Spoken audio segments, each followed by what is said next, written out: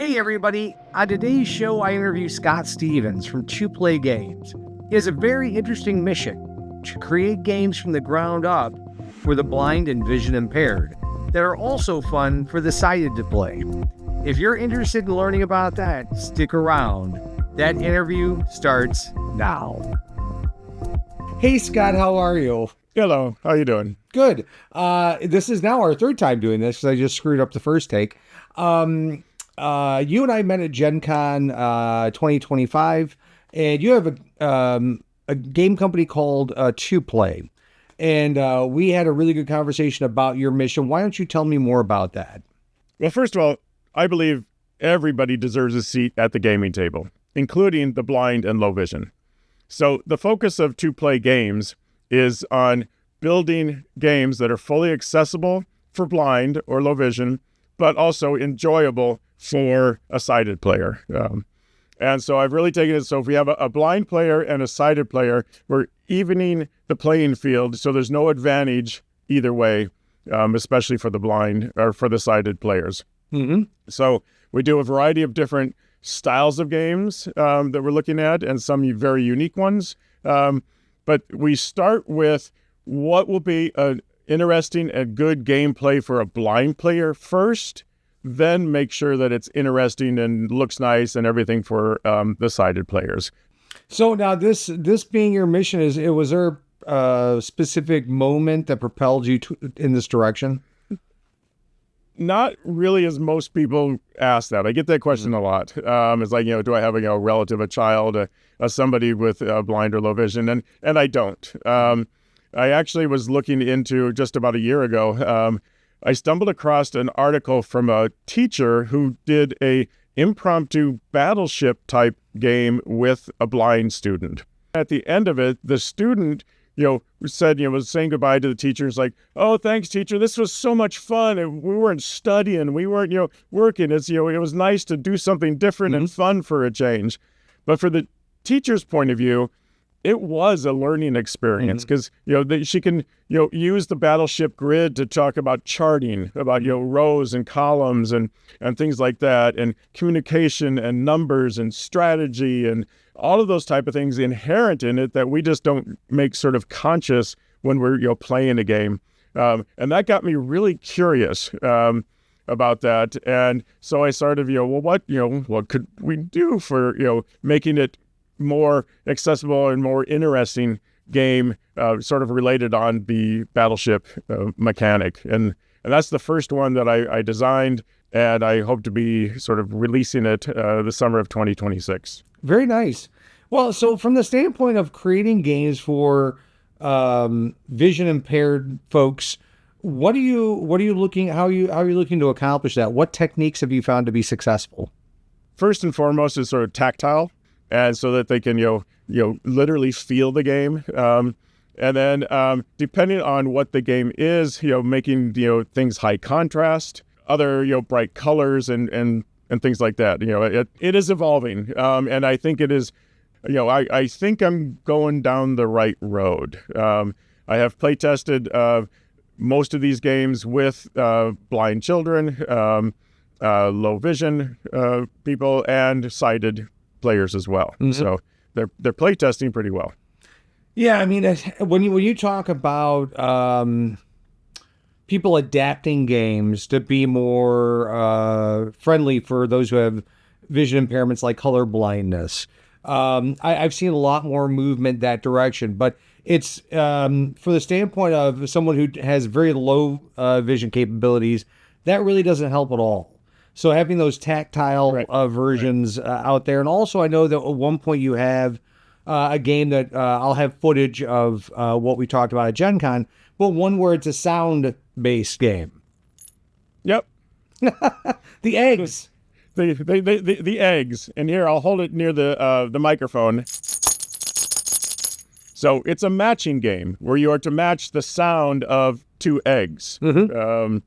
And yeah, again, it's worked pretty well. It has some challenges because you have to be in a quiet room and other things like that. But yeah, I play tested that in Gen Con and it worked pretty well. But it's one of the more unique ones because that's a game piece that you just don't see in in other games. Oh, absolutely. Well, from my standpoint, I think it would probably be more challenging for me to be able to play that game because I wouldn't be used to listening for those differences. Right.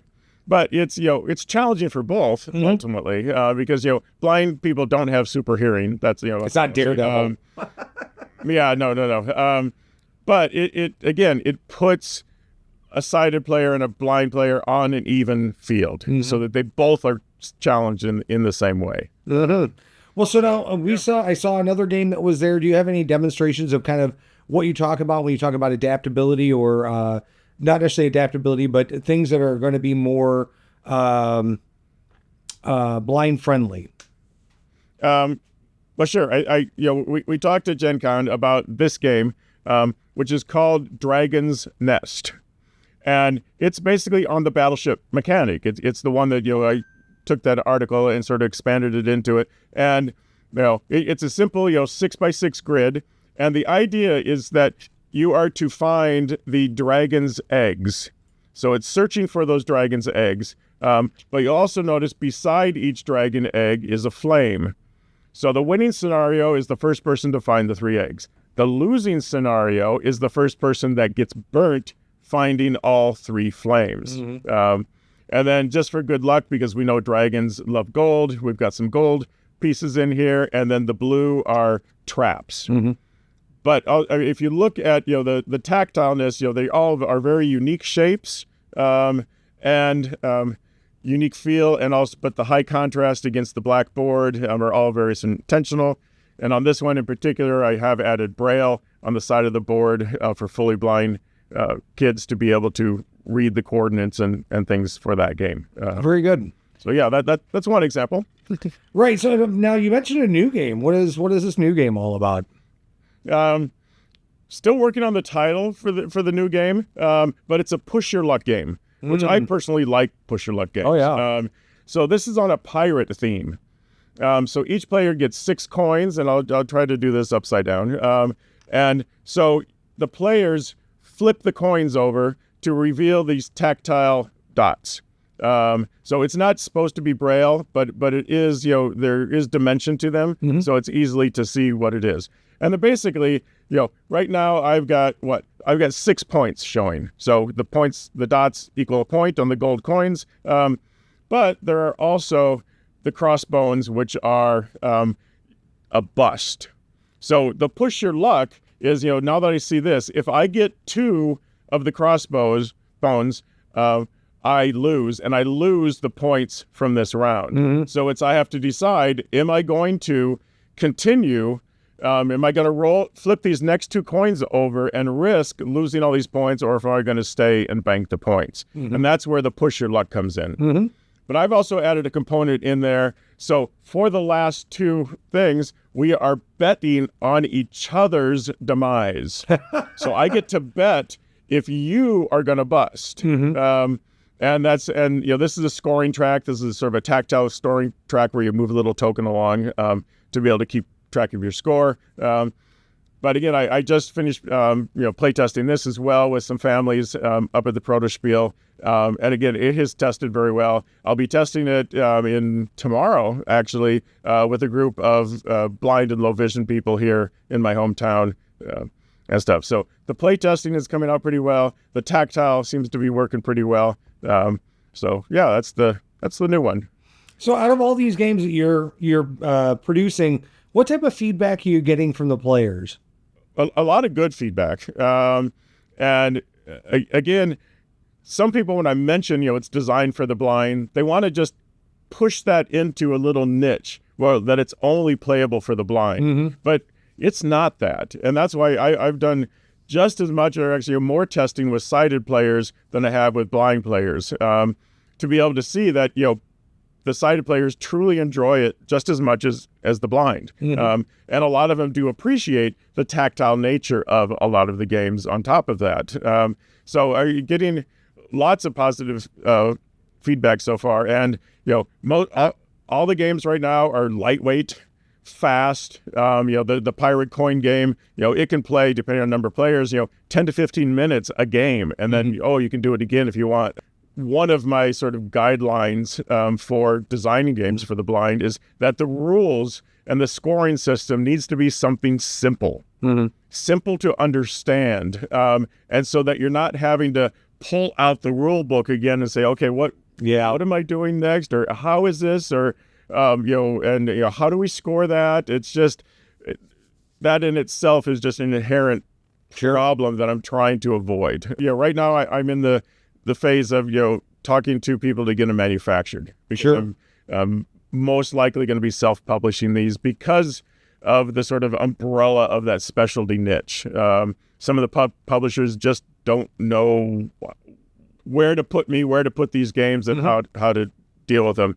But again, it's sort of I'm a member of the National Federation for the Blind, and I took 2 of the games to their conference this last summer, I think, as I mentioned, and doing some testing there. There is a market for them there, and I've got one woman in the Blind Association local chapter that she's kind of desperate to be able to play games with her grandchild, but she is fully blind, and most of them she can't do that. And that's, again, that's sort of the emphasis of where they want to be able to share these experiences, have the laughs around the table, just like everyone else. And, hoping that these games can help facilitate that interaction. So what do you have planned? Are you going to be at Gen Con this year? Are you doing any additional shows where you're going to be there with your games? Not at Gen Con this year.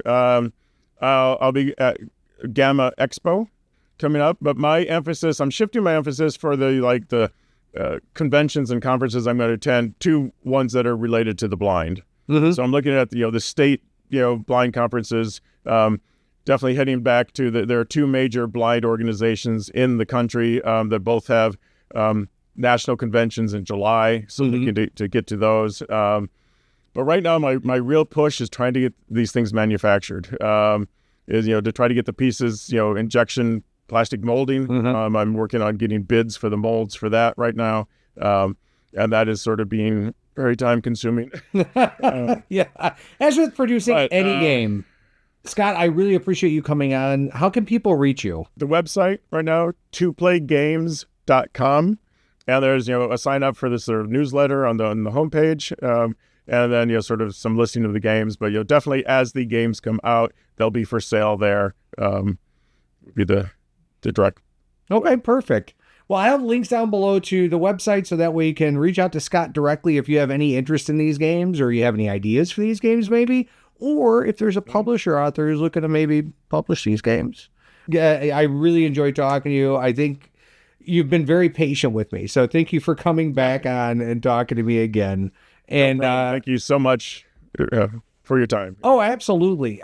Whatever I can do to help, you let me know. I will do my absolute level best. And I can't wait to see these games in production, because I think a lot of people are going to get a lot of joy out of them. Cool. That's our hope. Thank you. Thank you.